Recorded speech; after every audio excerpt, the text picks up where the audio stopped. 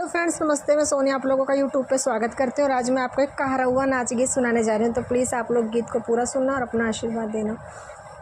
सैया मोरे रतिया हेरान छोटी ना नदी, सैया मोरे रतिया हेरान छोटी ना नदी, खोजत खोजत हम गइली बगियावा, खोजत खोजत हम गइली बगियावा, सैया बैठे मालिनी के गोद छोटी ना नदी, सैया बैठे मालिनी के गोद छोटी ना नदी, सैया मोरे रतिया हेरान छोटी ना नदी, सैया मोरे रतिया हेरान छोटी ना नदी, खोजत खोजत हम गइली कुआन पे, खोजत खोजत हम गइली कुआन पे, सैया बैठे महरिन के गोद छोटी ना नदी, सैया बैठे महरिन के गोद छोटी ना नदी, सैया मोरे रतिया हेरान छोटी ना नदी,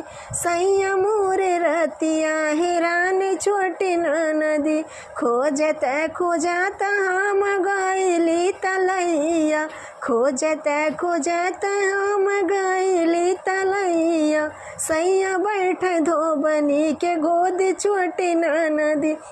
सैया बैठे गोद धोबनी के गोद छोटी ना नदी, सैया मोरे रतिया हेरान छोटी ना नदी, खोजत खोजत हम गइली मोहलिया, खोजत खोजत हम गइली मोहलिया, सैया बैठे रानी के गोद छोटी ना नदी, सैया बैठे रानी के गोद छोटी ना नदी, सैया मोरे रतिया हेरान छोटी ना नदी, सैया मोरे रतिया हेरान छोटी ना नदी।